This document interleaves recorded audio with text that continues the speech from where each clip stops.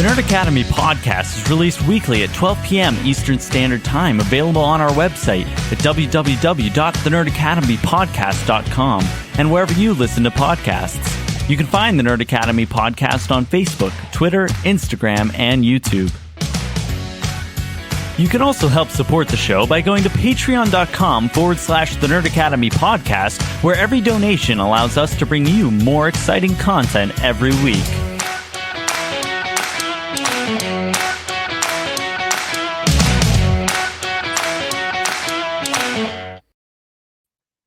Good morning, class, and welcome back to episode 61 of the Nerd Academy podcast. I am your host and superior web headmaster, Jarod Buckman-Stubbs, and on the show today, we have your resident Green Lantern professor, Travis Grossman. Wait, okay, I missed the button like 3 times. I missed the button 3 times, but we didn't miss the can crack, and that's what matters. Gotta time it just right. And featuring Travis will be the disembodied and later bodied voice of Alexis Capel. What up? I really thought there was a big after that. I was going to, but then I remembered Joel, so I didn't. That's very kind of you. I'm sure. Joel. Oh god damn! I mean, whenever I put the StreamYard link in the show notes, I like threw off the format, and now my OCD is killing me. Travis, Yes, you bring tidings of Krypton. I do. Superman and Lois premiered last week, and we're not going to cover every episode because I don't know that I'm going to keep up with every episode. But I did enjoy what I saw. It was a lovely hour. Tyler Hoechlin still killing it. Still wonderful. It's a little weird that like they have teenage kids.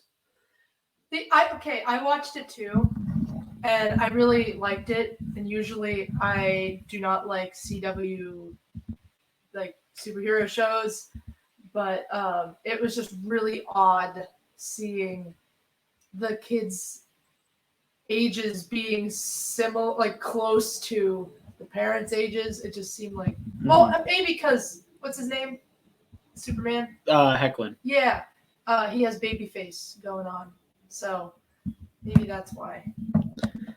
I loved the moment in the beginning where they do the like his first comic cover shot. Because you sent me the suit. It's not just the suit. Like he catches the green car and like. Yeah, I've been seeing the clip on Twitter for like the past week and a half, and every time I see it circulating, I stop to watch it in its entirety. It's so good. It's amazing. It's perfect. It's like, perfect in his prime Superman.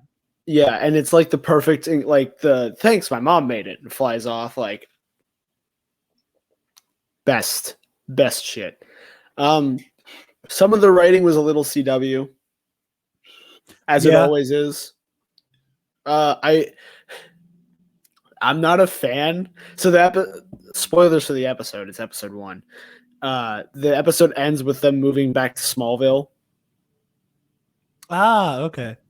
So I'm not the biggest fan of that. I would have rather seen Clark and Lois working in Metropolis, although whatever's going on in Smallville ties into Metropolis too, because it's the same, like mega corporation buying up everything. We might have a new Lex Luthor. Oh. And if it's Lex, it'll be a black Lex Luthor. I like that. Because he fights, like, it was clearly a Luthor suit, the guy he was fighting, and he's like, I know you're Kal-El, and I know you're from here, and I know da. And when he, at the end of the episode, he like gets back to his base, and the computer's talking to, I think it's his computer, talking to him, and they call him Captain Luthor. So it might not be Lex, it might be a different Luthor. I'm not like up and up on any Captain Luthors, and I didn't feel like Googling it at the time. Yeah, that I'm completely drawing a blank on that too. I cannot think of anything that would be off the top of my head. Do you think they might just like do something comic, something crisis? Lex Luthor looks different now. I mean, oh yeah, I mean that's what they do with the kids because Oh yeah, that's right. They had one kid who was an infant when Crisis started, and now they have 2 teenage sons. And so far, only one of them has powers. That's like the whole dynamic is the one is the like super outgoing, plays sports, the super extroverted, right? And the other has like severe anxiety and is super introverted and just doesn't want to talk to people. And that's the one that has powers. Nice. I like that they went with that. Yeah. Because in the whole episode, they think it's the extroverted one because like he's the starting QB as a freshman and like it's just really physically capable. And they're like, oh, his powers might be starting to show. Oh, and then it's the other kid. But I think like if not this, like if they do another season of the show, both of them are going to end up having powers because that's how this always goes. Oh, absolutely. They'll both end up powered. I would be very surprised if one ends up being what's the Harry Potter term for like magic parents who have a non-magic kid? It's like a squib, right? Yeah. So yeah, if one of them ends up being a super squib, I'd be surprised. Also, Long-term. one of them it's Jonathan and Jordan. I'm surprised it's not Jonathan and Connor. Yeah, I'm surprised they didn't go with Connor either. But I like it. I like that there's a separation there. That we're like Connor's gonna stay a clone, and that's just where we're sticking. Yeah, no, I agree with you on that. I'm glad that they're gonna like reserve that for a Connor Kent, and we already have so many of the same character and every other thing. Why not have a CW Connor Kent too? At least leave the door open for it. Mm-hmm. I also saw news that what's his name? Ramsey, the guy who played Diggle. Yeah, he's going to be in Legends of Tomorrow. No, I saw apparently he's directing an episode of Lois and or not. Lois oh, cool! That makes sense. They tend to let them take directing shots. And I think he directed a few episodes of Arrow as well. I can't remember, but I'm pretty sure he directed some Arrow. But I just remember seeing that apparently he's directing something this on Superman and Lois. Because he's I know he's guest spotting in a couple at least one episode of Legends, and I think CW's just like, hey, we like having you around, and he likes being there, so this is their way to keep him on. And I'm not complaining because I love him too. So I need to see him one time in a Green Lantern suit, and I'll die happy. I was just about to say, hopefully he gets his moment rocking some Green Lantern gear. But speaking of Superman, we're going to jump into our very first story this week. Some very exciting news. This writing has been on the wall. This also ties in with another story I think we forgot to cover in the past couple weeks, that we are getting a John Constantine reboot that will not feature Matt Ryan. Boo. Yes, boo on that. I'm sure I have faith in Bad Robot, but boo. Agreed. I'm sure I will learn to love another Constantine, but Matt Ryan's probably going to remain my favorite.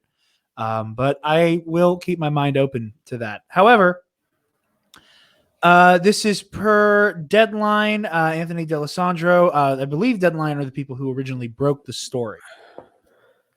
Deadline has confirmed that author Ta-Nehisi Coates is writing a Superman reboot feature for Warner Brothers and DC, which J.J. Abrams is producing under Bad Robot.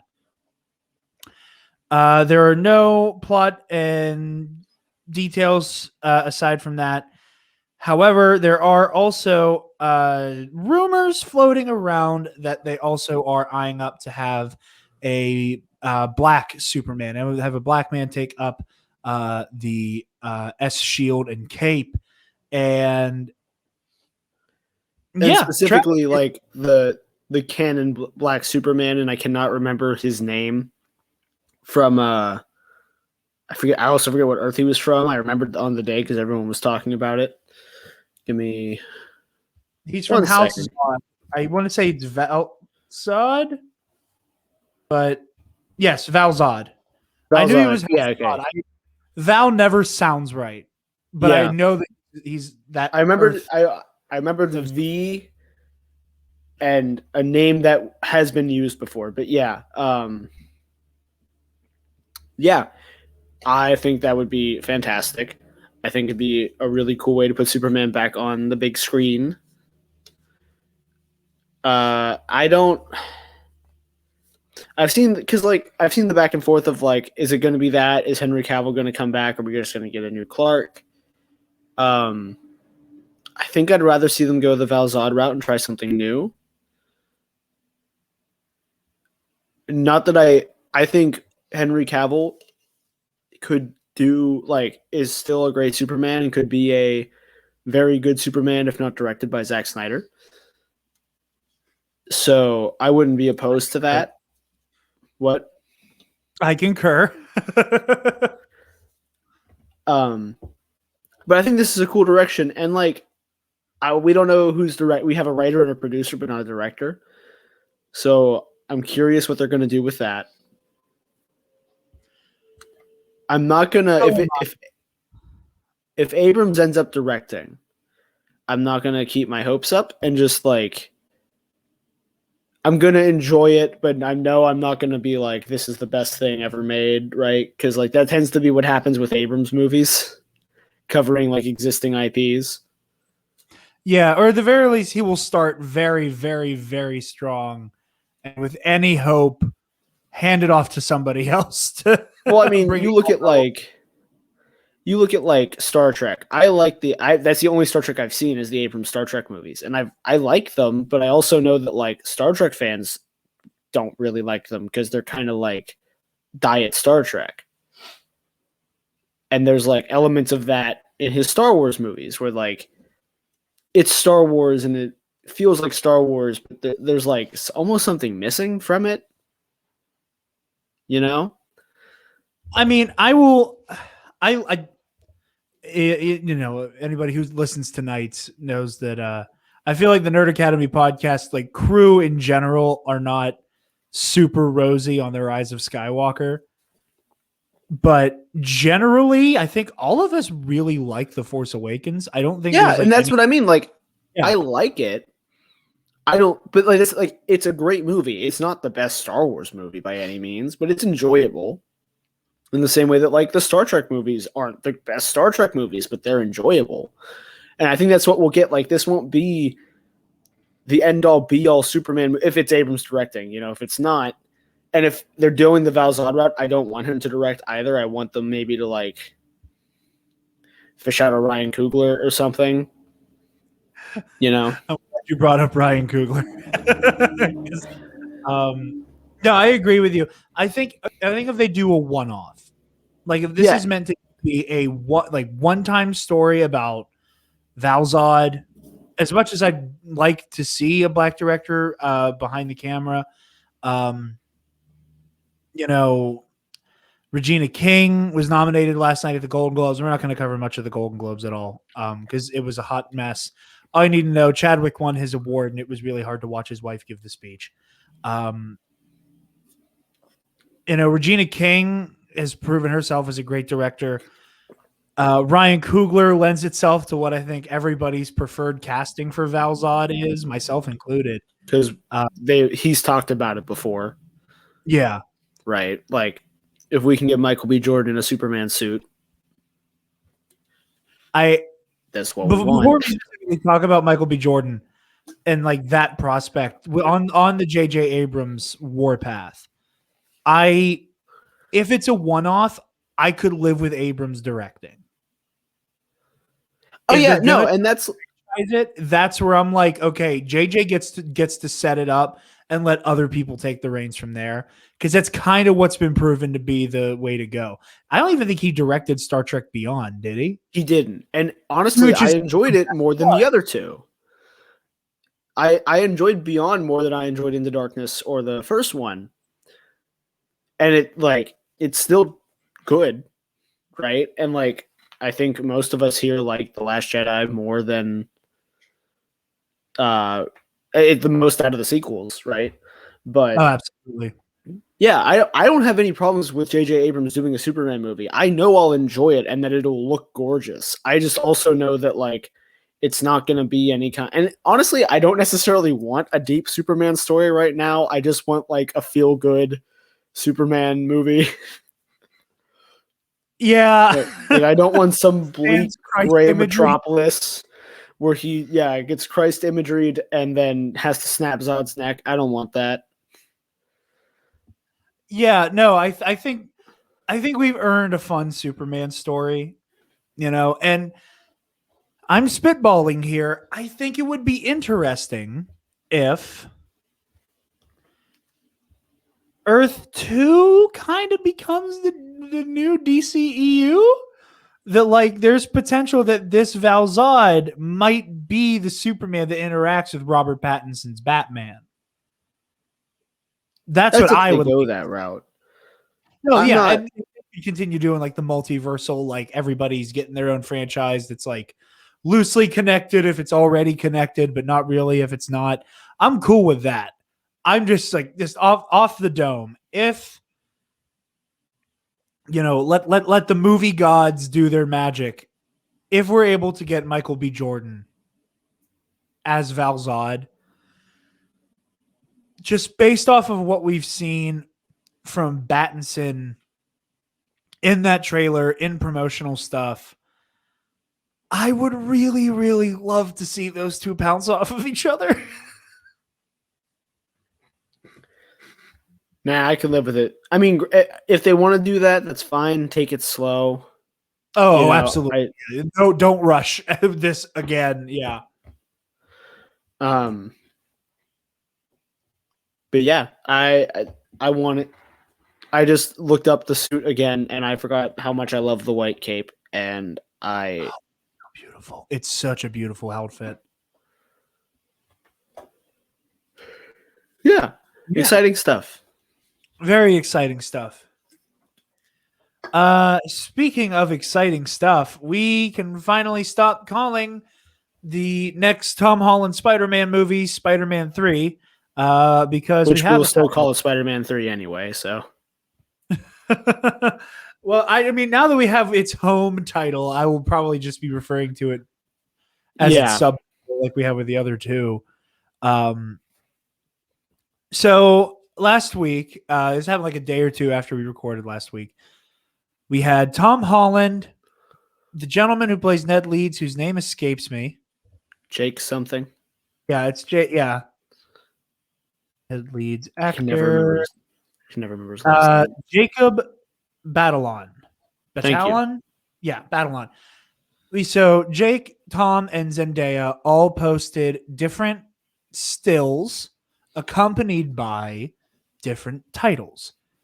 One was Spider-Man Homewrecker, one was Spider-Man Home Slice, and the other one was Spider-Man. I can't remember the third one. Was it like Home? I almost said Home for the Holidays, but that's not it. What do you mean? That would have been so. The 3 fake titles that they posted. Oh, I just have a screenshot of like the whiteboard. Yeah, that was the big reveal, but.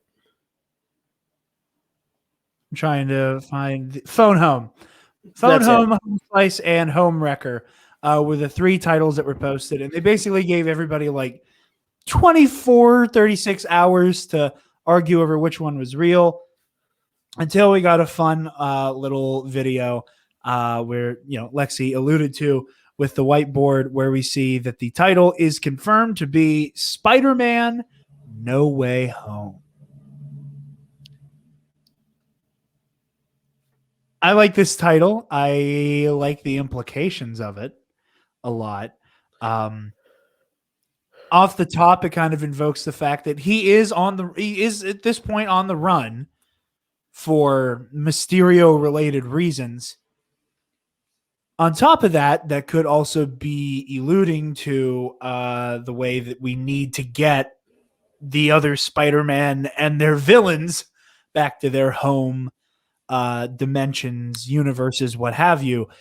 Perhaps, assuming those rumors are true, Tom Holland has tripled down that those rumors are not true. However, the spottings of Tobey Maguire and Alfred Molina on set beg to differ. Mhm. All of that said, Travis, how are you feeling about this? I also like the title. I scanned the whiteboard when it got revealed. I'm sure everyone did. And there's no like clues on it, I don't think. It's just a bunch of really funny like other fake titles. Home Alone, copyright issues. Yeah, there's like 3 that are copyright ones. Far From Home, we did this already. Come on. Webcamming, keep it PG. Also no home. I like work from home, and then that's crossed out with text next to it that says, please no. Yeah, there's some quarantine jokes on there too. Yeah, no place like home. I can't make out the text under that. It's like the marker's too bright. Stay at home, hard Stealing my pass. thunder. Again. Sorry. It's fine. Go ahead, Travis. Finish what you were saying since we interrupted you. Oh, just that like zoom in on the whiteboard, there's some funny shit. But there's no like hints. I don't think there were any hints on the whiteboard at all for what's coming. Also, they make a very good point in that video that everyone is like, oh, Tom and Mark spoil everything, even though like it's all them like starting to say something. Oh, I can't say that, so they're not actually spoiling anything. With the one exception of Mark Ruffalo live streaming on Instagram like the first 10 minutes of Thor Ragnarok. Son of a bitch. I forgot that he did that. That's one of my favorite stories. I forgot about that happening. Oh, I think it was Ruffalo. There was a big buzz around Avengers 3. Something like I don't even think we knew the title Infinity War officially yet. No, we knew Infinity. We knew the title. There was buzz, like there was just like trailer rumors after trailer rumor after trailer rumor, and he did a bit where he went on Fallon, and Jimmy was like, "Can you tell us anything about Avengers?" And Mark Ruffalo started to speak, and then it was just over a minute, like maybe going on 2 minutes of a sustained bleep. Mm-hmm. And then the whole audience was just like, you could hear a pin drop. Obviously, it was a bit. Obviously, Mark Ruffalo was just probably going, rutabaga, rutabaga, rutabaga, rutabaga. And the audience played along. But it was, I enjoy that shit. I enjoy that the joke has become that Tom Holland is the one who accidentally leaks the titles. I do want to call attention to the whiteboard, though, aside from the funny alternate titles. The one thing I have seen people calling attention to are some of like the molecular stuff, saying that could be pointing towards like how there were like multiple, I know not DNA sequences in like the scientific term, but like sequences within the Sam Raimi movies that were like showing Peter's DNA being altered by the spider bite. Mm-hmm. And like that might be an allusion to that. I don't necessarily know about that. I haven't seen anybody bring up like the Tesseract up top and how that might be a reference to like the cosmic cubes of Marvel. Again, that's very like, red circle, red arrow YouTube. I don't necessarily think that, but it's on the table. Gone but not forgotten with Iron Man. There are a couple arc reactors up top. One towards the left in between Home Sweet Home and the webbing with the little egg sac hanging underneath it. And then there's the more modern arc reactor that Tony has for the last 2 Avengers movies. To the left of Stay at Home. So, yeah, I like the title, No Way Home, like we were saying. Lexi, you two are a Spider fan. How do you like the title? I mean, it's cool. I don't know how to have an opinion on it when I'm not sure what, the movie's about. I mean, that's fair. Yeah. I mean, it's cool. It's clever, I guess. easy. It's 3 words. So, I don't know. That's like a...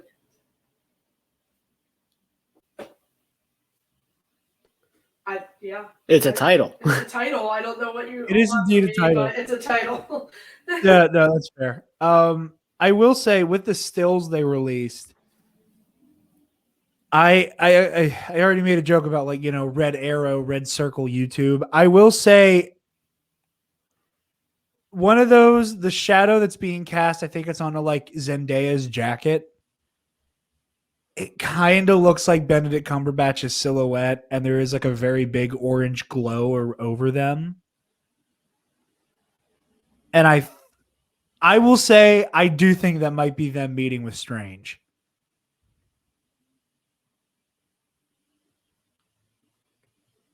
Because one of the stills... Oh, in the stills.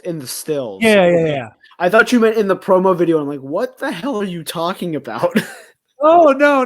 I meant in the stills because, like, it's the one where they're just looking dead ahead, big, bright orange light. Then there's a shadow being cast onto, like, I think it's onto MJ/Zendaya. And the shadow is, like, it looks a lot like Benedict Cumberbatch's silhouette with, like, the way that he kind of, like, pushes his hair off to the side is Strange. Mm-hmm. It looks a lot like it's just the outline of Cumberbatch's head. So I think we might be looking at Strange in that scene. But yeah, very excited. Looking forward to more stuff from this. I keep forgetting this is actually coming out at the end of the year. Well, we also got an official, Christmas release date. Christmas time. Christmas time in theaters. I hope to God it isn't Christmas Day, and I really hope it's not only in, like, they come around and it's not only in theaters, because, like, they're going to make a killing on this regardless. Like, if it goes to home streaming and they do the premium thing again, that's why they're not doing it. Never mind. Either way, they need to do some kind of digital release for this, I think. I don't think we're going to be anywhere near ready to have full movie theaters again by Christmas. And I want this movie to do well and not like pandemic well. I want it to do like Spider-Man well. And yeah, I just don't want it to come out Christmas Day because it's Christmas Day. Got shit to do. Yeah, I don't like Christmas Day releases either. I do hope that it takes a page out of Star Wars and Aquaman's book. That, being the big, mostly holiday neutral blockbuster is kind of the best move to make every time. And, Aquaman, I don't know. I very quickly started to associate Star Wars with Christmas because of them releasing all of the movies save for Solo at Christmas time. And I think that Spider-Man can definitely do that, especially since we've seen from the set photos, they are acknowledging that this is Christmas time. So, yeah, I mean, I think actually your prime time is like the second week of December once colleges are done and like high schools are going on break, because that's like your core audience is kids from like 18 to mid 20s, right? And like that's when they're available. Like I wouldn't go see Star Wars movies premiere night unless it was after finals week. So I think for them, shoot for like anywhere from December. I don't know what the calendar like the week looks like, but like the 15th to the 20th in that range. And that's when you're going to make your killing. Again, in a world where we're not in a pandemic. And they need to do, even if it's not on Disney Plus, they need to do some kind of digital release with this, I think, to like get the numbers up, because they'll make that money. People, I would pay $30 to rent the new Spider-Man movie.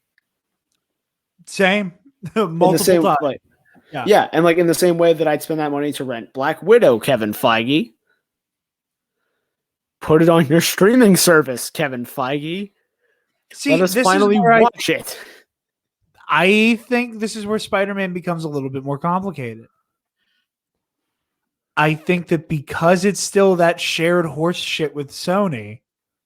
Well, no, and Sony doesn't have like a direct, place to just toss it up the way WB and Disney do. That's where I think they're just like, yeah, fuck it, we'll put it in the theater. Well, no, that's why earlier, that's what I realized was that like the Spider-Man movies and the Hulk movie are the only ones not on Disney Plus. And that's the reason why Spider-Man isn't on there. But either they need to work something out or Sony needs to figure out what they're going to do because it needs a digital component, I think, because we're not going to be ready by Christmas. I don't think we will be either. If we are, I will be stunned. Mm-hmm. But I'm not holding my breath for it. To answer the question you didn't exactly ask, the calendar layout for December, Christmas falls on a Saturday, Christmas Eve on a Friday. Well, yeah, that's how Eves work the day before. Well, I'm aware. I'm just saying in that general like vicinity of like a Christmas release. So like the week before. So you're looking at like the 14th or not 14th. Numbers 17th. There we go. It's the day before. Subtract 7. No, I can count. I can't do math. There's a difference. That's a lie. Yeah, actually, normally it's the other way around. I can do math, but I can't count. Exactly. He counts in 5-pound increments for weights. That's all. This is going to be interesting how they handle the release for this.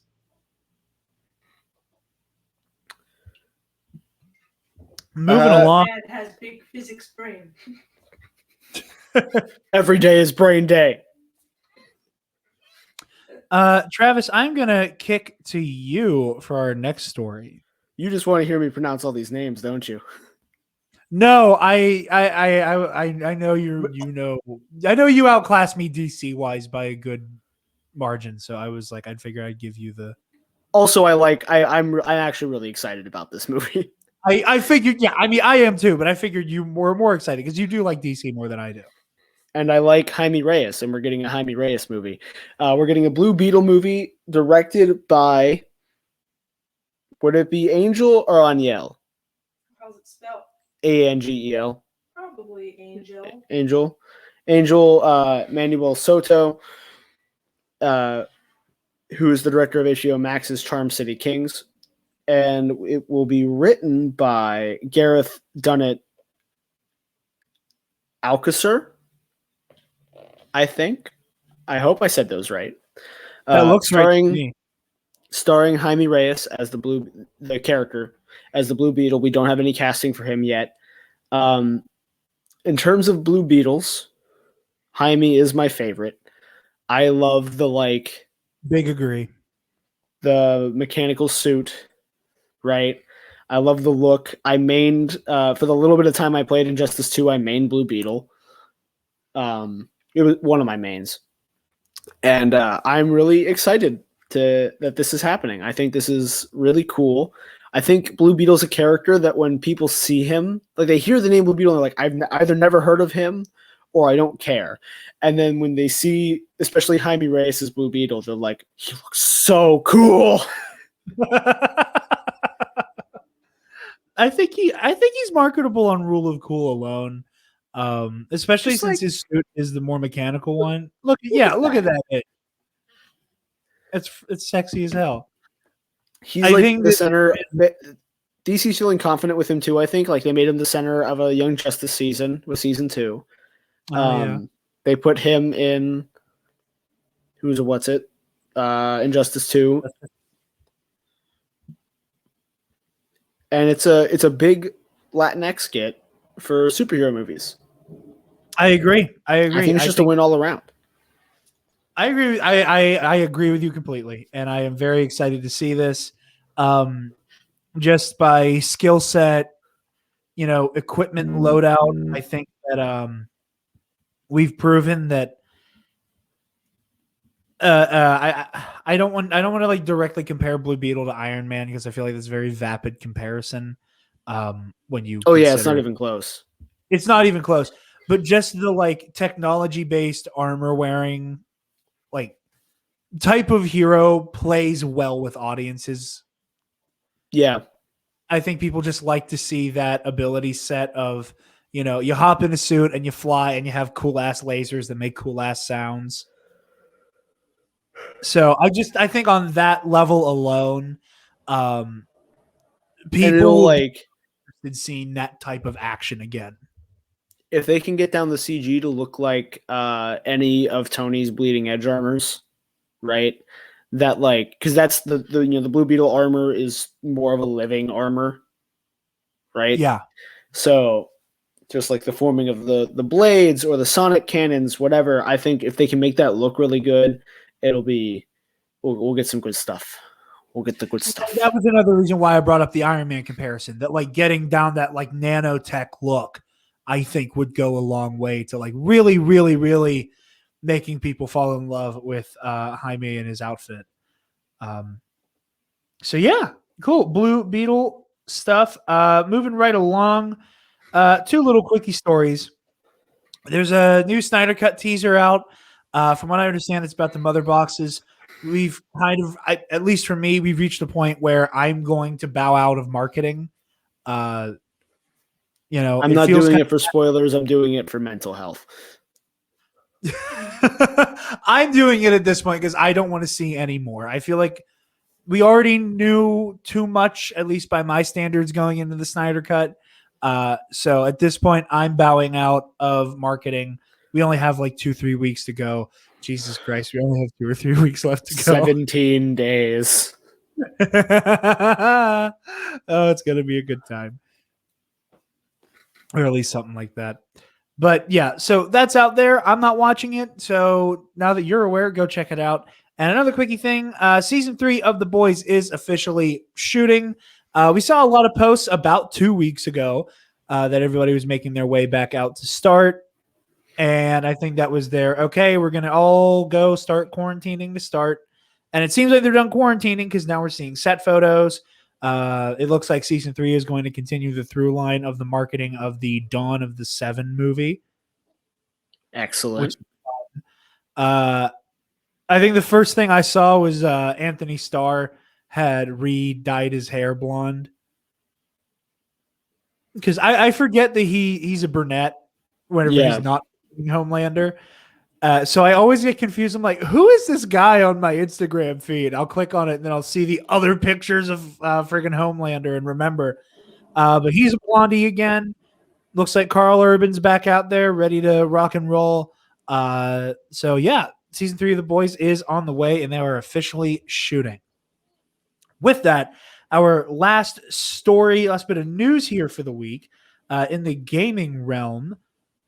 We got some Pokemon news. We got some Pokemon. Pokemon Day was last week. Pokemon turned 25 this year. Pokemon and I are the same age. That's kind of weird. I didn't think about that. I didn't want to think about that. You're exactly the age of Pikachu. Are you? Not exactly. I mean, it turned 25. I think on the 27th. It was the day of the presents. It was the day of the Pokemon presents. Yeah. We got. It was the 26th. I had the article pulled up. Yeah. As far as I know, well, okay, I think it was the 27th Japan time. It was, yeah. We got 3 big pieces of news. We got a date for the new Pokemon Snap. And I think it was April 30th. I don't know. I can't remember.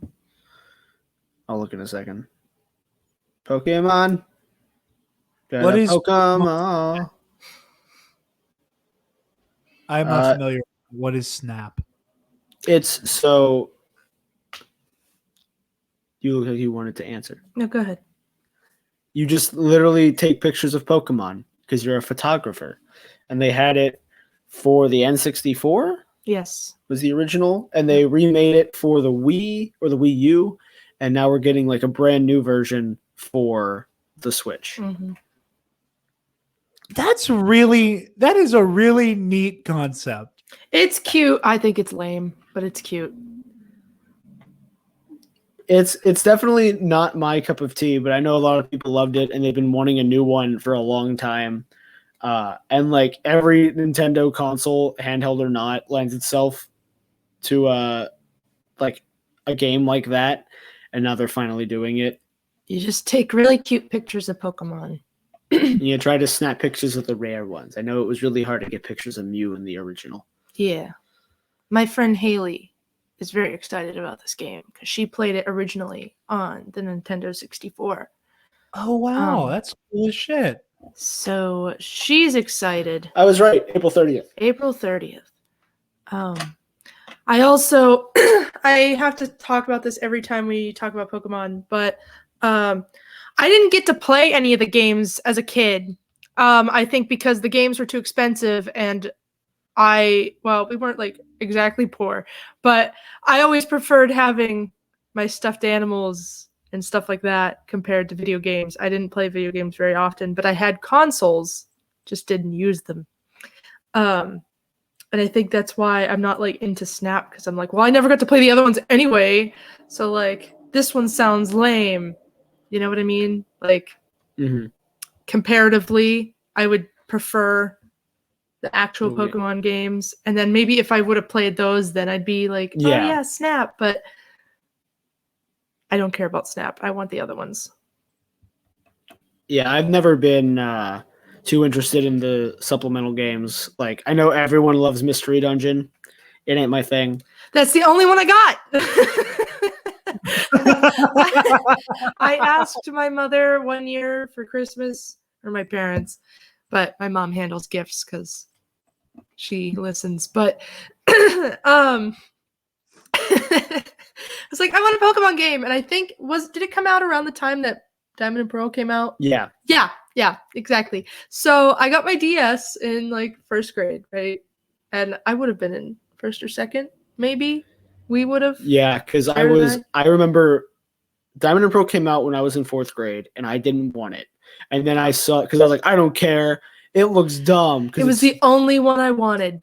I was in second grade. And now you can have it. Shut up. Let me be sad. Don't be sad. Be glad. Let her set up. Yeah, but it's not the original. But I wanted it for Christmas, and I got a Pokemon game for Christmas, and I was so happy. And it was Mystery Dungeon Blue Rescue Team. And in my little brain at the time, I didn't know what that was. I didn't know the difference. And I was playing it. I was like, why am I playing as a Pokemon? Why aren't I catching Pokemon? Like, what is this? And then I realized that, like, oh, because I knew it wasn't Diamond or Pearl, right? I knew that. But I was thinking, oh, well, that's okay. Like, I could probably still catch Pokemon in this one. Nope. And I already started playing it. It was too late at that point. And I felt bad. I didn't want to be like, you got the wrong thing. But her excuse is that they didn't have them. Like, they were sold out. So she got that one instead. But I also still think she didn't know which one to get. So. And ever since, I never had, like, the desire to try to play them, because I don't know where my DS is at the moment, and I never had a Game Boy, so now I get to play them and still be resentful. I had a year where I was obsessed about Pokemon. Like, it was second only to Star Wars for me for a year. I was in third grade. I was going ham sandwich. It was like M to second grade into third grade. I had like 3 binders full of Pokemon cards. I was watching the TV show religiously. This was like, this is on the short list of times. So like Jarod was like half decent at drawing. Cause I remember at one of the Scholastic book fairs, I got the like draw, like a Pokemon, like how to draw Pokemon book. Right. Yes. And like that Friday, I sat down and like went through the whole goddamn book. I'm about to hate Travis real quick. Keep talking. And I'm so jealous of this kid. I can't. I get so mad when he talks about them. You didn't know that, but I do. Deep down, I get really mad. I'm sorry. Oh, him. I was like, I don't even talk about him. Not you, him. He has this whole baggie of fucking flipping games sitting here. You get your one. But like I drew all the books. I got the Sinnoh region handbook. Obviously, you know, I've talked about it before on Twitter and shit. I freaking love Lucario.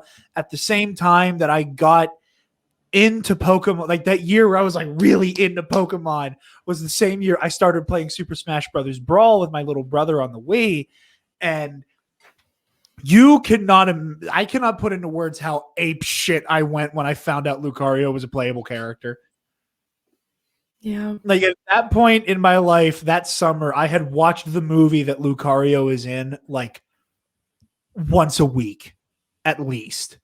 I was obsessed from a young age, and I think because my cousins were my older cousins as well, and I had so many Pokemon cards, not as many as some people, but I had a good bit of Pokemon cards, and I had stuffed animals that I used to go outside and play with, pretend they were real with my Pokemon balls, my Pokeballs, and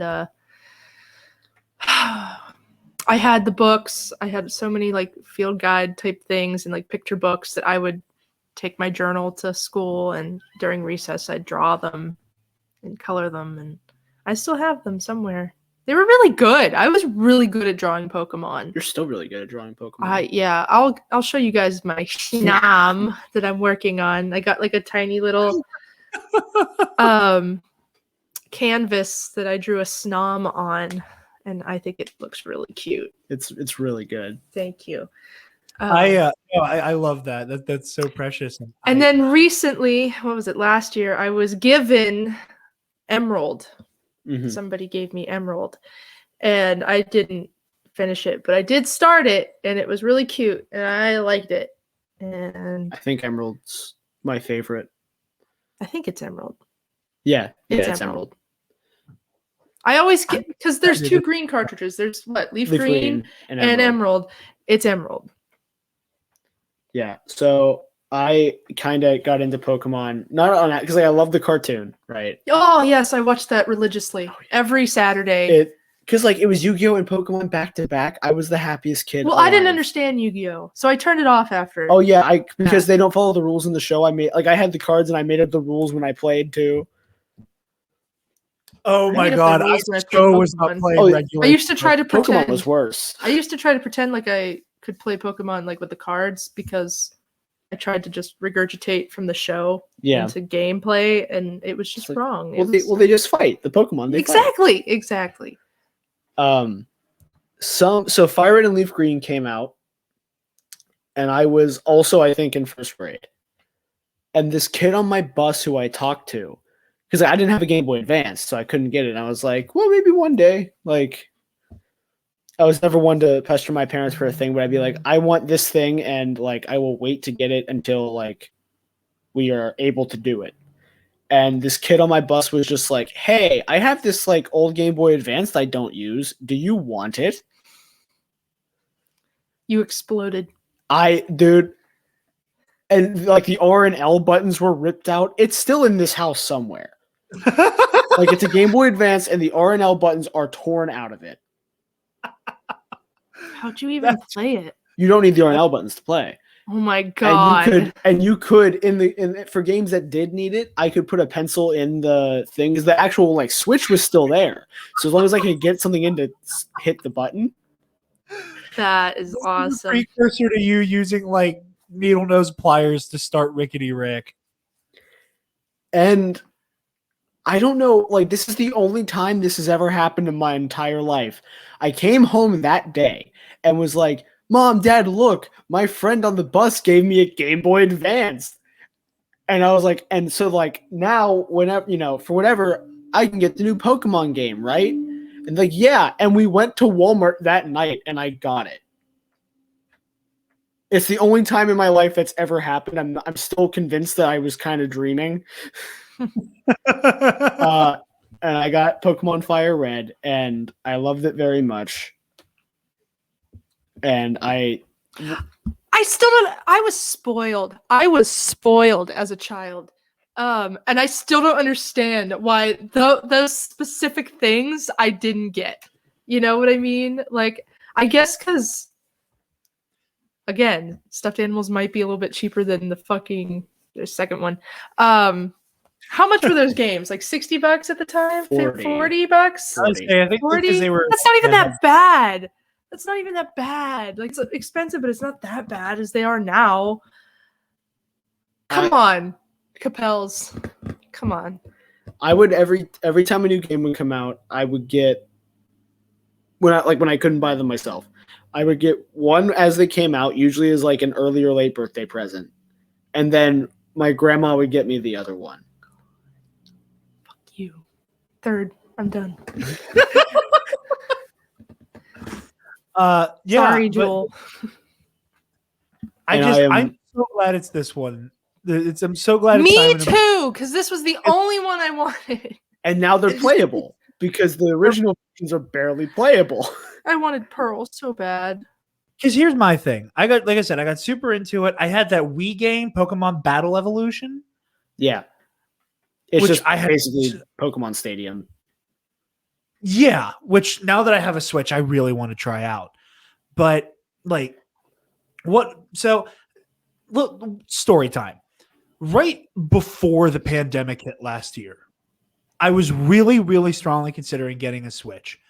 Mostly because I really, really, really want to start playing Super Smash Brothers again. And right when I had the money, because my birthday was like right at the beginning of the pandemic last year, end of March, I was like, okay, I'm going to do it. And I get the Switch. They were all sold out. They all disappeared because it was at the same time Animal Crossing dropped. So all of Nintendo's, supply and stuff. Every variable lined up were like, everything went into lockdown, so the imports weren't coming in. Animal Crossing had just come out, and now everyone who didn't have a Switch had the free time to finally buy a Switch. Quick, I'm going to interject real quick. So the Christmas before, was it that I got my Switch? Like, I got Christmas of 2019? Yeah, that sounds right. I got my Switch. I didn't ask for it. See? I didn't ask for it. My mom got me a Switch. Yeah. So then pandemic came around. I barely used my Switch. Pandemic came around, right? All my friends bought like the colored ones, Switch Lite or whatever, because those were really the only ones that were available. And they were all getting Animal Crossing. They're like, Lexi, you should play with us. And I was like, yeah, I should, except my Switch is in my dorm room locked in there. I can't even get into my dorm room, and it's 2 hours away. So I couldn't play all the stuff until like 3 months after it was already a fad. I completely forgot your shit was locked up at State College. Wow. Yeah. Because we weren't allowed in the dorms. We started our Zoom classes.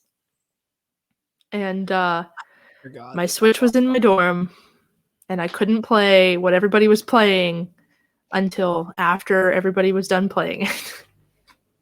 I feel like a lot of people, like, around when you finally got to it, people came back. Haley was still playing it. So I was able to play with Haley, but like everybody else seemed to have been... Like, it was the come down. They weren't done.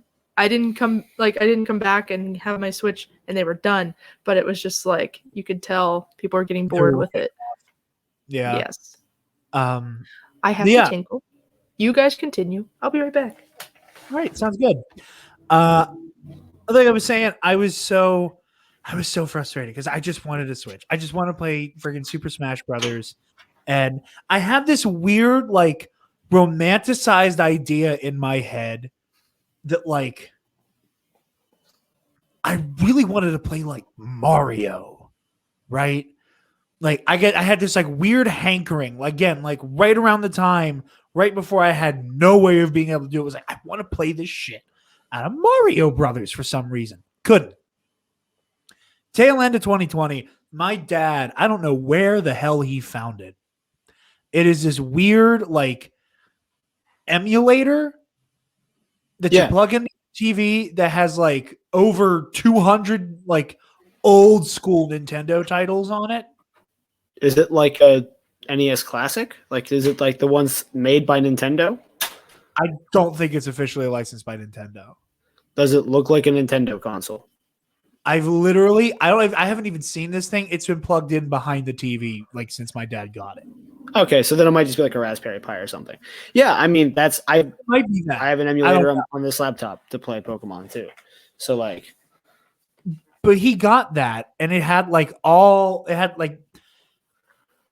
this entire backlog of Mario games leading up to I don't know what point, but it's huge backlog of Mario games. And I was like, oh yeah, I want to try this out because I remember when I had my Game Boy Advance, I played the shit out of Super Mario World Brothers 3, whatever the hell it is, whichever one he has like the squirrel tail, right? They had that Super Mario Brothers 3 on this emulator doodad. And I started playing the shit out of that. And at this point, I'm like, okay, so I want to get back into Smash Brothers. And I really want to start just playing like mainline Mario again too. And I'm having all this fun playing this stupid emulator all the time. Finally got a chance to get the Switch. I've been playing Super Smash Brothers nonstop for like 2-3 weeks, right? Ever since I got the Switch. Now, and I was playing it, and again, favorite Pokemon's Lucario. I'm maining Lucario again. I'm playing. I was like, man, it's like I kind of want to get back into Pokemon. I'm like, I know Travis and Lexi have been having a good time with Pokemon Sword and Shield. You know what? Hell, fuck it. I might get Sword and Shield at some point. And then you and I were in the car going to get sheets, going to record Number One Contender, and you just dropped that little nugget of information that there's rumors circulating about a Diamond and Pearl remake. Yeah, you can usually tell. I'd say wait. Yeah, I definitely wait. I really liked Sword and Shield, but like, I'm not gonna lie, the newer Pokemon, it's not my favorite. And not that I have much experience with the games, but like, there's something missing in Sword and Shield. It just feels hollow. It does almost, and that's like part of the reason I'm so excited because like. Generally, with the remakes, they add a little something to like it's the whole game you got before, and then they expand on some post-game stuff. So, like in Fire and Leaf Green, they added a whole island chain you could visit. They didn't really add much in Heart Gold and Soul Silver. They didn't need to. There's already 2 regions to go to. Holy shit! And then, yeah, and in the Johto games, you can go to Johto and Kanto. Wow! I just love Sinnoh. And well, in the Hoenn games, they added a whole post-story thing where you get to fight Deoxys in space, which, like, I cried during because this is everything I'd ever wanted as a child. And now with these, I love these games a lot, and they might finally put in some of the secret events that never got released in English. For, like, some of the legendaries are locked behind secret story events where the items to unlock them never got put into the games, but you could put them in through like an action replay. So, beyond the just like the base games, which I'm super excited about because the original Diamond and Pearl were not ready for release. And so they run like a snail going down a pan in winter that's covered in molasses and dead. You have no idea. You have no idea how much better that makes me feel because me not understanding what the hell I was doing with Diamond and Pearl as a kid scared me away from it. Like that, me falling out of love with Pokemon had so much to do with the fact that I was like, I don't understand the game. Generally, like the games are fine; they just run super slow. Like the text is slow, the moving is slow, the fight animations are slow, and so like what should be a day's worth, like a 24 hours worth of game is actually like 36 because you're just like, I'm running. Question for both of you. Yes. Yeah. Jarod first. Which one would you get? I mean, my impulse is to say Diamond because blue. But that was me with Pearl because pink. But aesthetically, I think I like Palkia more. I love, dude. Palkia is king shit. It's the wings and like the way the face is shaped. I do like Dialga a lot. I think they're my two favorite, like not counting Mewtwo because like that's just some It's when people are like shit. But I think Palkia and Dialga are my favorites, not counting like the Lucario from the movie and Mewtwo. Mm-hmm. They're my favorites. And it was the Pokemon era I was like super into and then disappeared from overnight. How about you? I'm like inclined to Pearl because Pearl's the first one I got as like when I was a kid. I'm not super like I could get one or the other because I used to like my thing before is I would always want both to restart one over and over and then keep one as a main save. But now the way the Switch works, you don't need to do that. You can just have different like accounts on your Switch. So, well, weren't you saying you were gonna do the opposite of what I get? Probably, yeah. Yeah. Just to make sure that. Well, now I feel bad because I really want Pearl. You can get Pearl. If there's a Pearl in the room, I'm getting Diamond as well. There will be, like. I'm saying like if Lexi's getting Pearl, just so I can like see what Pearl's like. What is the difference? That's another question because I'm not in. No. The only thing for these games, especially the only difference is like the title legendary, and there's some like 4 or 5 Pokemon that are exclusive to each version. I'll have to. Do we already know what those are? Yeah, I mean, they should be the same as the originals. That was the big thing is that Masuda is back as a director for this remake, and he was the original director of Diamond and Pearl. Because this is actually they outsourced this. It's a different company. It's not Game Freak doing this. It's the company that designed Pokemon Home, which is the like transfer thing you can use to move Pokemon around between games. And like it looks fine. I have complete faith in this, especially because Masuda is back. But yeah, like if you look up Diamond and Pearl exclusive Pokemon, you should have that whole list already in front of you. If there's anything more than the Sinnoh Pokedex in there, like if they add Pokemon from later stuff, generally those pairings of exclusives kind of just stick as you go. So like I'm trying to think. Seviper and Zangoose are always exclusives. Well, not always, but usually exclusives if they're in the game. It just like depends on which one is in which. That's the only difference. As long as I get Lucario, don't care. And you were explaining that apparently the process of Lucario is very difficult. It's not like it's difficult. It just you have to go out of your way, and then it's like like you don't have to catch a Riolu or anything. Like it's given to you, but you have to do a side quest. I will do this. I will do the shit out of that side quest. Oh, the starters. The starters. This is one of the generations that has just a perfect set, in my opinion. I like a more aggressive play, so I'm going Chimchar. There's no doubt. Chimchar, Piplup, and Turtwig. I love my Turtwig. I love my Piplup. Usually I go fire. And not because I like fire more, it's just usually I like the design of the fire Pokemon.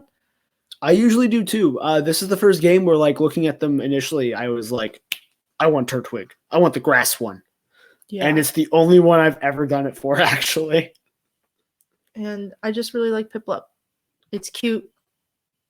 Soft girl vibes, little penguin. Adorable. Absolutely. And that's my vibe. So that's what I'm going with.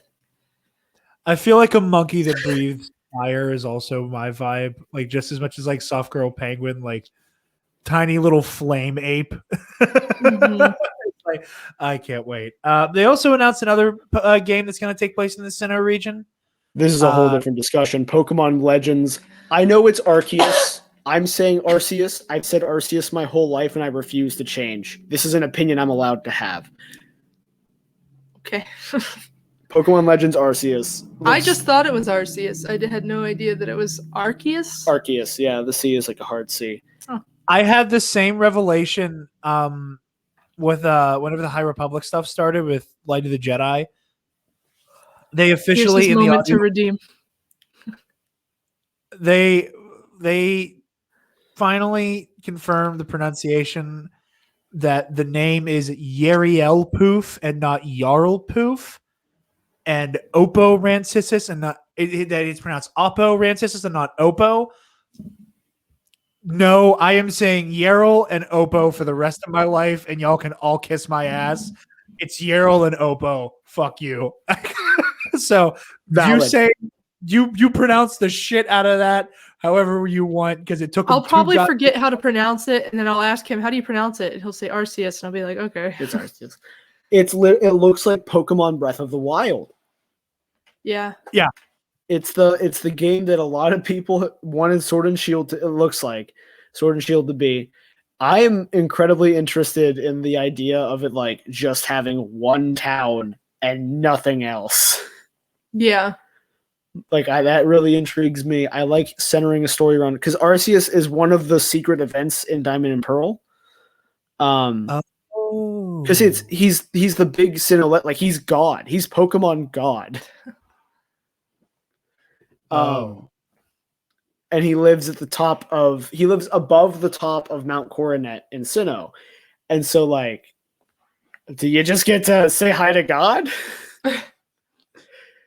I like the design of the old Pokeballs with like the little latch lock. I think those are cute. I haven't looked at any of the marketing for Arceus yet. So I real quick back to Diamond and Pearl. Mhm. The fact that it's like the original. The top down. The top down. The chibis. I love it. I love it so much. Wow. Yes. Because now I played Let's Go Eevee and Shield. I had Shield. Yeah, Shield. I had Shield. And you get like the OG experience. Now I get exactly. Because I didn't finish any other old games and I played the new ones and I was like, oh, this doesn't feel the same as what it could have felt like. And now I can maybe feel what I could have felt when I was like 7 or whatever age I would have been in second grade. Something 6. like that. 7 or 8. 7, 8. It's gonna be a good folks. Arceus. I think the starter picks are really interesting. What are it they looks for like Arceus? So rather than just do the Sinnoh starters look like they're actually going to be wild Pokemon, just like out in the region. What they did was they took 3 starters, like 8 for each type. They took a starter from a different region and just said like the professor of this game is a traveling professor, and he grabbed these 3 on his way back. So we're getting Cyndaquil, Rowlet, and Oshawott are 3 starters. I'm so not sure what I want for this one. I am not sure. So Oshawott is like a little water. He's a little samurai water otter. He's a samurai otter. He looks like a little samurai. Rowlet is the grass round ball of an owl. He is Borb. He is literal Borb. And then he becomes anime Borb. I'm gonna interrupt. Can someone spell Oshawott for me? Because I was about to look it up and I was getting sent OSHAWOTT. Yeah. And then Cyndaquil, I used to really love because he was always really cute. Fiery little. What is he? I have no idea what Cyndaquil is supposed to be. I'm going to be honest. Porcupine or third one? Oshawott, Cyndaquil, and what's the other one? Rowlet. It looks like they picked like the favorites from those, like from other regions, because Cyndaquil is generally the favorite of Johto.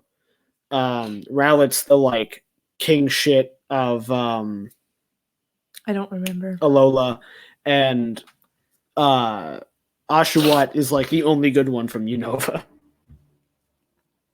I'm definitely going with Cyndaquil. I'm going with Cyndaquil. I would go Cyndaquil if here's my thing. I love Oshawott, but starting with Oshawott means I have to play Pokemon Black and White, and I fucking hate Pokemon Black and White and Black 2 and White 2. So the fact that I get a game now where I get to start with Oshawott and I don't have to play those. I can't decide between. See, since you're doing Oshawott, I love Oshawott, but I want to do something different than what you're doing. So I'm between Rowlet and Cyndaquil, and I legit cannot decide because Rowlet is adorable, and that's also my friend Haley's favorite, and he's sort of my favorite too. Not from Alola, but Alolan Vulpix is probably my favorite, but that's besides the point. And Cyndaquil's fire, so I never go grass, ever. I've never gone grass. Not that I had many opportunities to do so, but I like fire. I like fire types because it's a more aggressive style. It feels like a more aggressive style of play. Well, you would think I would like water types more, but Yeah. ever since I was a kid, my favorite Pokemon was Charmander. For what reason, who knows? Because he's the best. But I loved that little guy, and then ever since, Because Monchy. what? Charmander is not a Monchi. Oh, Charmander. I heard Chimchar. No, Never mind. Charmander. I heard Chimchar is Chimchar. adorable, though. Chimchar is cute, but no. My little fire lizard that turns into a giant fire lizard dragon dinosaur. Oh no, I love Charmander so much. I like that's one of my favorite things. Like I would always say I want Charmander. Why? Because I want to start my journey with like an adorable little lizard baby, and then by the end, my best friend be a feather mucking dragon. Like, like I just Yeah. It's like the classical That's cool. like because I like classical myth type shit. There's something about just like a dragon being involved with anything in any capacity is immediately like there's just one of those things that just makes me really happy. It's like, yeah, there's a goddamn dragon right here. Let's go. Anyway. So good. But yeah. I'm so excited. So Arceus comes out in early 2022. It's probably going to be like this time next year. Most and likely. we get the Diamond and Pearl remakes later this year. My That could guess be my graduation present. That's what I'm gonna do. it's probably going to be right around my birthday, actually, because Pokemon games when they release in late fall, early winter tend to be like right on my birthday. So, Well, hey, Lexi, I already figured out your graduation present and your birthday present this year, Travis. I should be And you know graduating what? this semester, but I decided to change majors last second. But that's neither here nor there. only adding a semester after changing a major is a pretty good deal, honestly. Yeah, I guess. All Liberal arts, so talk aside, we are going to move into our WandaVision talk for the episode. I really, really like the bow that they put on a lot of the show. I've been seeing people saying it didn't move the plot along at all.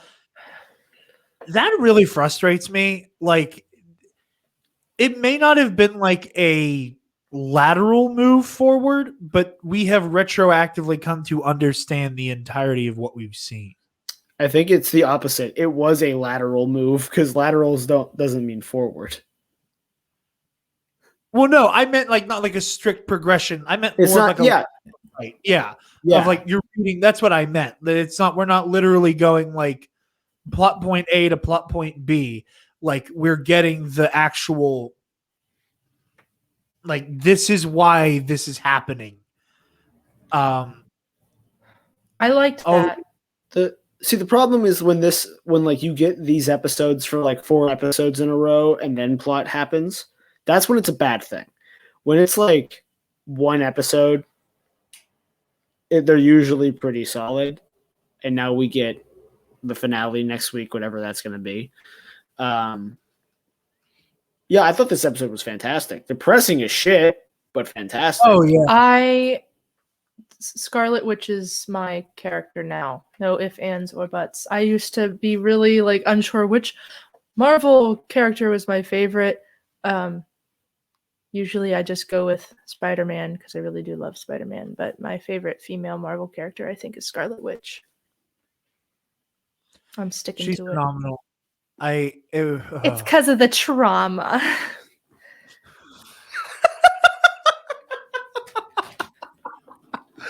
And I'm not even trying to be disrespectful because I got trauma, so I'm allowed to say it. Yeah, you absolutely are, and I like her a lot now. Yeah, this episode hurts so good. Up top, I do want to say in more of like a world building kind of way, regardless of whatever her fate ends up being, I think we're going to see Agatha Harkness and Loki. Probably. Because we see in the Loki trailer a shot of we see like the silhouette of a woman in like a flowy outfit in a field dropping a lantern. And like that kind of checks out with roundabout where Agatha and like her ascension to power, Lexi convinced me to watch American Horror Story a good while ago, so like I couldn't stop making Supreme jokes in the back of my mind watching that scene. I didn't necessarily like Agatha's backstory. I didn't understand it. I don't know if it's in the comics or whatever, but like it's different. It's very odd. I don't know why like combining actual magic with like superhero stuff is very off-putting to me. But it is. It's weird for Marvel in this capacity because Marvel, like the rule about magic has always been that Tony Stark quote. So like magic is just science we don't understand yet. Mm-hmm. And I like that because it's kind of what happens with Doctor Strange. It's a very metaphysical thing. It's not so much as, incantations and spells and stuff like that. I do like when Marvel magic is just straight up magic. Mm-hmm. At least for me, I guess, Strange is in my top 5. I like when he's doing like straight up magic out of a spell book and shit. I like a balance of it. So I feel like because we've gotten a lot of like just like orange spinny hands for so long that like we're kind of the pendulum is swinging back the other way really hard of like now we're like murmuring in Latin and shit. And I think it'll kind of swing back to the middle and it'll find a way to be a little bit more cohesive because for I can understand why a lot of people find like the magic being really jarring. Mm-hmm. I think that is absolutely valid, and I get that. I don't know why though. It just because it hasn't been an element in MCU before. Like to like Strange has done magic, but it's like you said, Jarod. It's not the like using incantations or like talking about things as like spells, right? Well, what's his? I forget. It is still like straight up magic, but a lot of it's more to do with like calling on the different dimensions and their energies. That's weird too. And they go more into explaining sorcery it. Is weird. Like they don't just slam you with. I mean, they do a little bit in the beginning and then they explain it, but they don't just slam you with. And here's magic. I think too, because like, of course, it's Salem. What else can you do besides? You could have at least gone to Boston. Well, here's the thing, though, and this is where her and a weird adaptation of her comic origins come into play.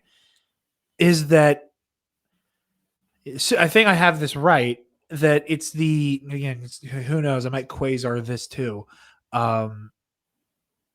The Salem 7 is like her crew of witches that she rolls with, and New Salem is kind of like how like Hogwarts is portrayed, or like Diagon Alley in Harry Potter, where it's like there's like normal society and then just Oh, was it New Salem?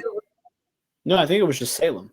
It's normal Salem, but like in the comics with her, she helps establish New Salem, which is like its own pocket thing that is only magical people, meant for magical people. And she is a part of like the normal Salem witch trials, which then moves into her establishing the Salem Seven and establishing New Salem. Here, from like what the like her charges, as it were, during her trial or whatever, it sounds like she's kind of taking a book out of Caecilius from the Doctor Strange movie, that like I'm pissing around with magic I shouldn't have my hands on type stuff. And that's what landed her here, and they're switching it to her like now her having betrayed the Salem Seven, instead of it being her being a victim of the actual witch trials, like the actual Salem witch trials. I do agree the sequence of her like getting the weird like magic fight with the Coven Mother didn't exactly work for me either. I could see what they were going for, but like I don't necessarily have this complaint, but I know a lot of people who were like super into the Harry Potter books when they complain about the way that like the magic duels happen in the movies, that it feels like a colorful gunfight. Uh-huh. I don't necessarily agree with that, but I understand that complaint with this scene with Agatha during the trial, where she just kind of like, it's my purple versus your blue. What are you gonna do? So I don't know. It felt off. Not bad by any means, but it didn't quite work for me the way that scene was portrayed. It very quickly made up for it though with Agatha showing her ass to Wanda inside of her little sanctum. Yeah. With her doing all like the transmutation. I like She's the little. I like showing her that, okay, you think you're powerful, but no, absolutely not. I can turn this bug into a bird and then kill it. Just watch this. I like the idea, and I kind of took a similar but kind of different like read from that it's her going, yeah, you have all this power, you can flex all this all you want, you have zero skill. Everything you have you done, don't even know what you're doing. Exactly. So you have like who could have so much more power, but you don't, but I do, so fudge you. Which I thought was really interesting. I love that something we had talked about on air before, that like the weird fixation with the sitcoms came from her childhood. That it was the media that was available to her and her family back in Sokovia. I'm so glad they went with that route, not just because it's something we discussed before, but it hurt in the best way, with like, oh hey, Dick Van Dyke Show, here's this specific episode, and it makes sense, like it. Because it wouldn't make sense if she hadn't seen them, that she's like perfectly mimicking Dick Van Dyke Show or Malcolm in the Middle or the Brady Bunch or whatever. But knowing that she had watched them as a kid, now it makes sense how it's like, because like once we found out it was literally that's what was happening, it makes sense that it's literally what's happening because she had seen those things before. Mm-hmm. Yeah, I like her explanation of it too. It's like, it's they get into the shenanigans. What's a shenanigan?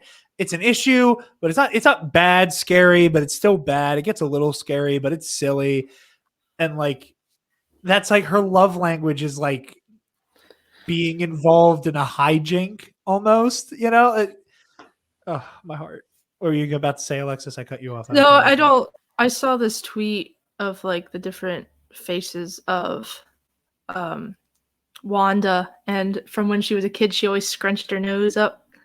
It was really cute. Like the character, like the little girl scrunches her nose, and she always does that like little smile with the nose scrunch. And it was really cute because she still does it. That's really funny. And that you could also end up making that into like a Bewitched thing too. Yeah. Because I mean, yeah, that's what I was gonna say next, but he stole my thunder as per usual. I'm sorry. All three of us share a brain cell. It happens. I apologize. No, you just like to. Never mind. Anyway, I don't like to. I don't like doing it because I don't do it on purpose. Okay. We got the beeping toaster explained. I like how directly that tied into itself. I'm a little disappointed that they didn't go with one of the other prevailing theories I saw floating around, that Wanda's parents be played by the commercial people. Yeah, that makes sense. I wish they kept that the same, so that also could have been a reveal going into this episode as to why it's been those two. Because those people we see in the commercials, we've not seen in Westview. They've Maybe not they been were in commercials in the show she watched. I don't know. No, there's that. I was hoping at the beginning of the episode when we saw them with the parents, I was hoping they would have been the Hydra scientists who were testing the Mind Stone on her. I thought having them be connected in one of those two ways would have been interesting. Obviously, they didn't go that route, but was it a toaster or was it a toaster oven? For the commercial? Yeah. It was a toaster. A toaster. Why was a toaster beeping? Whose toaster beeps? So in the made in the bomb factory. The Stark toaster. It's not a pie, it's a bomb. It's a bomb made in a bomb factory. In the first episode, they have like the Stark toaster commercial, and at the very end, there's that slow zoom where it's just beeping with a single. Well, it wasn't a literal question about that. I'm just saying, like, what kind of toaster beeps? Like, why would you make a toaster with a beep? I know what you were talking about. That's not it. I'm saying, what toaster beeps?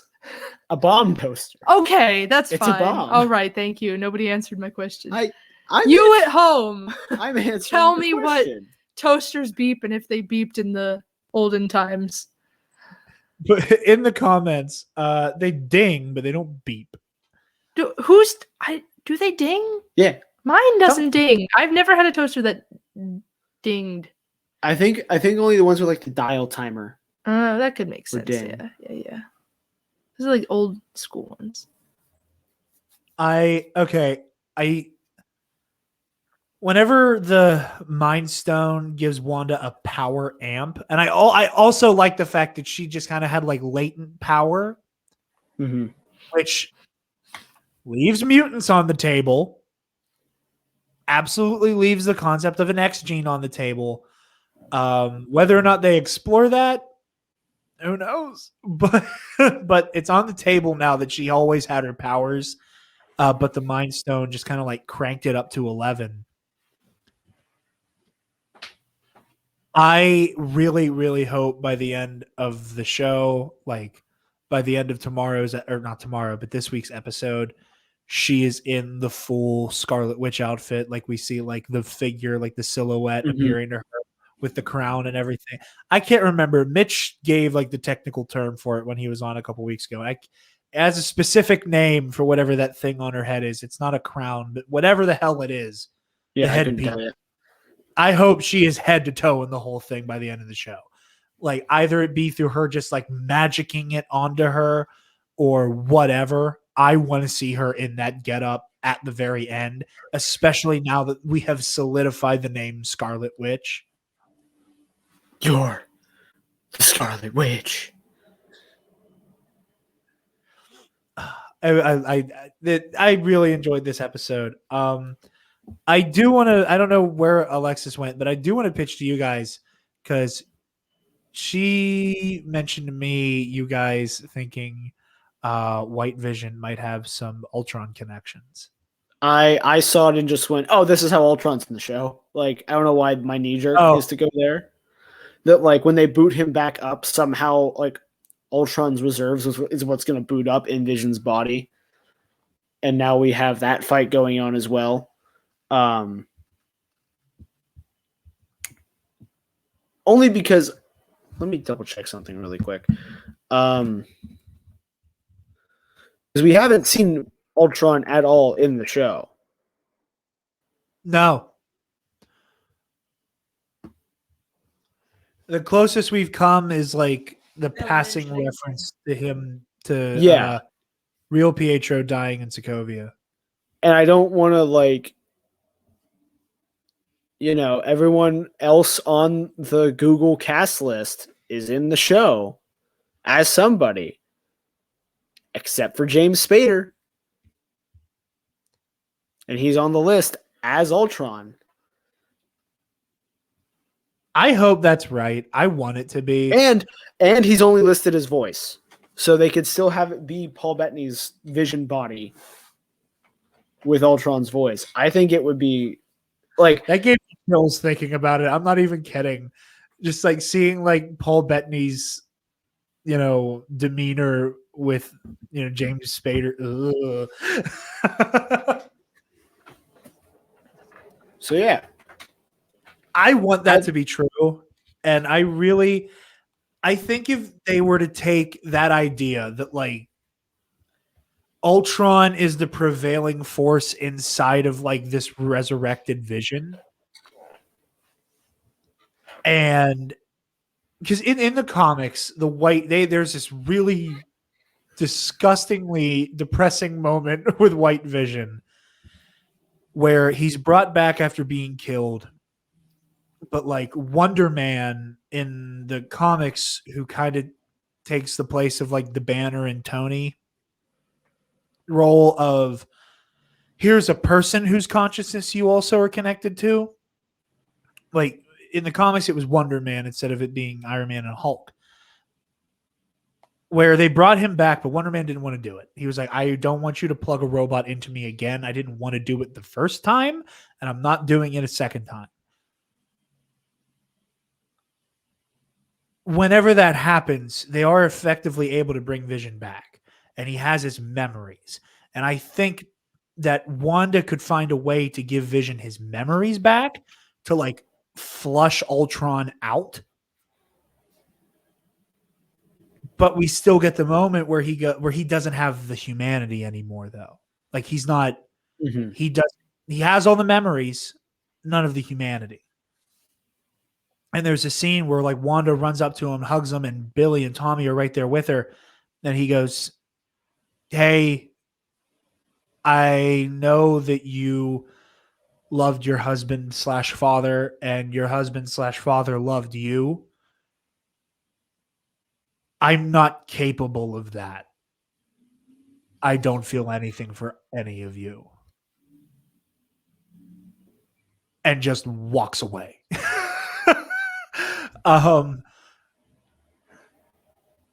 I think for Wanda, it would be an interesting character moment after she has taken over all of Westview, has bent everybody to her will. For her to make a snap decision, no pun intended with snap, but like for her to make a decision that would result in grotesque heartbreak to stop Ultron from returning and being able to use Vision's body. Because that's one of the main things in Age of Ultron is that if he was able to take over that synthoid form, he would have been unstoppable. There would have been no defeating him. That Wanda has to make the sacrifice play. She has to give up Vision for a third time. And that kind of be the price she pays for what she did to Westview. Because at this point, they do not have enough time to introduce Mephisto. Like I've given up on and at this point. And you know, they've definitely showed off that like that was never the intended goal to begin with. I like how simple Agatha's like character motivation is. Like she's not there to like get the kids to be like, that is really complicated, and that was like an issue I kind of thought about, but then I was like, it's Marvel, they'll pull it off. But I like that it's just very simple. Like, you are so powerful, and it makes no goddamn sense. I'm like 300 years old and like barely up to snuff with you. What the hell is going on? You know, like that's her motivation. Then go, I'm just gonna stick by and like observe and see how and why. And then because she thinks it's something deeper than like she's just lucky. You know, Yeah, well, like, all the lucky. right shit lined up, you know. Yeah, so I think that it's fantastically simple for her, and I think that way they open up Mephisto to being something later, maybe the lead villain of Doctor Strange, right? I was kind of pondering that too. Just now, I was like, maybe he'll show up later. Because if Wanda's going to be in Doctor Strange, maybe Wanda goes to Strange after all of this to learn, to train, right? Yeah. Or if it's not that, then it's going to be Strange being like, hey, you broke things. You were going to fix them now. Yeah, I think no matter what, now that we are going full tilt boogie on chaos magic and all of this, you know, comic book bullshit. Bone I think portals. that it doesn't matter. What'd you say? Bone portals. Yes, bone portals. I think it is only a matter of when and not if for somebody like a Mephisto to show up. Mm-hmm. Like, I know I've not shut up about Mephisto. I'm going to take the Mephisto L right here, but still hold on hope because I have a feeling we're going to see him eventually. I'm more inclined to say Nightmare is the lead villain of Multiverse of Madness. Either Nightmare or like the villain is the multiverse being broken. Yeah. It's a race to fix it more than it's a battle. Or hell, Dormammu can show back up, and we still have Baron Mordo floating around out there. But yeah, I hope what you guys were saying about Ultron happens, and that forces Wanda to have to make this decision again. And then we get to have that White Vision moment, and it stays true to the comics while adding a little bit of fun shit. Something I wanted to ask the both of you, the moment this happened in the show. I remember last week you both were saying that Hayward's heel turn didn't work for you. Yeah. Do we feel any different now that we know that he's been lying the whole time? Do you want to go first? No, because I can't remember what happened.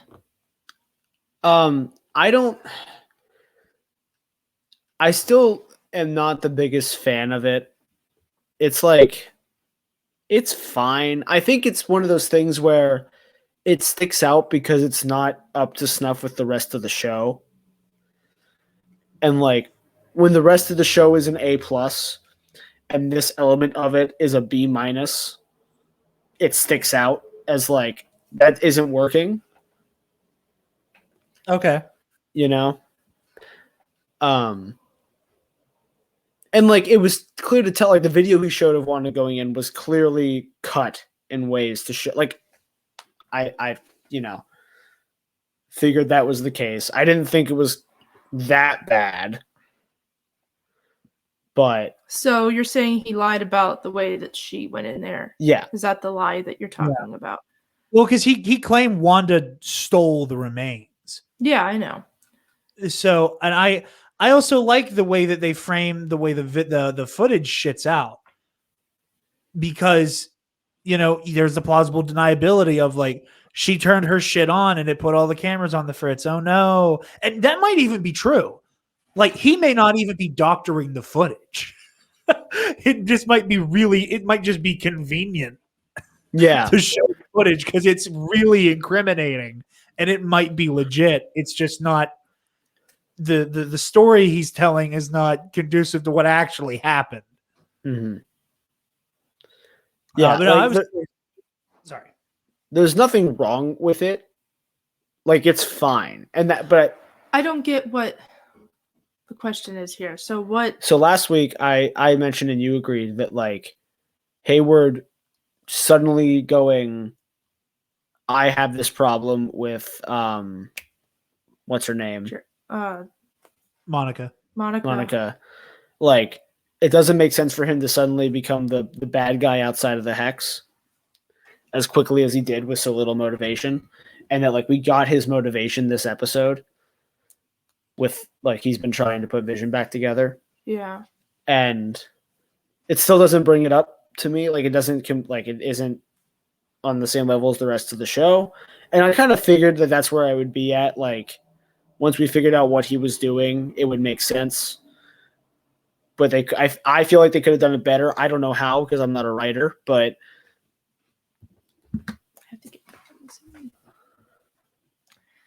no, that's fair. I don't have thoughts on it. I don't know. Oh, I mean, I was curious because I understand Hayward not working as well for you, and like you raise excellent points, and like whenever you said that, I also kind of agreed with you. I just think he's annoying. Yeah, I feel like he's gone past military villains as well. Yeah, that like it's generic. Like his lines, his demeanor, it feels very B-. Instead I will say the actor I like. Oh yeah, he's fine. Like he's doing a fine job. It's the material he's being given that isn't great. It's his voice for me. I legitimately love listening to Hayward speak. There's a texture to his voice I enjoy a lot. And I think that's like the reason why it took you bringing all that up about Hayward for me to go, yeah, this isn't on the same level as the rest of the show. I was just kind of like distracted by him acting his ass off and just sounding like butter. That said, I enjoy Hayward more on a character level beyond the performance now. With this added knowledge that he's kind of been playing a long con. Mm-hmm. So yeah, I love this episode. I'm not surprised that we're all kind of in agreement that we like this one. Lexi, you have any other overall thoughts on the episode before we wrap up? Give me 1 second. I have a meeting at 5. So shit. Okay. I needed to message my group, but thoughts. Yeah, I mean, like, it brought the story along a little bit. I wish there were more. I wish it was, I don't know. Like, I understand why people were kind of upset about this episode, but some of it, like, it needed to be done, you know? And I still don't like Hayward. He's annoying and mean, and you're a big dumb duty head. Yeah.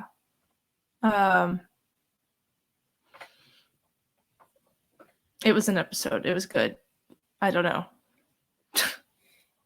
Alrighty. I can't really remember. It was really late when I watched it, and my phone's blowing up. So Alrighty. Go ahead. Travis, any closing thoughts going into our season finale here? Was good. Will be good. Much like. That's what I like to hear. Well, I think that is all we have for you guys this week. Travis, where can the lovely people find you, my friend? On Twitter and Instagram at Travis Political. Yes, indeedy. I should really put my make my Twitter and Instagram name the same thing. I don't know why they're two different things, but maybe because it was taken.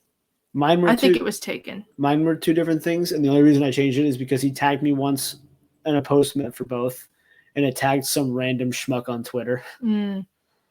Oh shit! Lexi Lion 98 on Twitter and Acapella 98 on Instagram. Yes, indeedy. Jed, where? You guys can find me on Twitter and Instagram at DarkJedi2552. And you can find the Nerd Academy podcast on Twitter, Instagram, Facebook, YouTube, and on our website, www.thenerdacademypodcast.com, where if you're feeling generous, you can donate to our Patreon page. Speaking of our patrons, thank you to our $10 alumnus, Case and Breon, the Waffle Wizard, Delta 9, and Zach Knaus. You guys help us make the content we love to produce. Be sure to check out the $5 tier, where now the newest installment of the Knights of the Nerd Republic Versus series is up. Prometheus. Darth Malgus versus Kyle Katarn is up and ready for your viewing and or listening pleasure. Travis and I, at some point this week, will be recording our next episode of Heroic History 101. Very excited for that. Very much enjoying some Sam Wilson Captain America in my life. And you can check out all the audio commentaries that tie in to Movie Club as well. Starting this week, we're going to get some of those Zack Snyder audio commentaries up there. So stay tuned for that, because Devin and I have opinions. Travis, just the face you make, whether you're aware of it or not, when Zack Snyder's name comes up, your heart sinks a little bit visibly.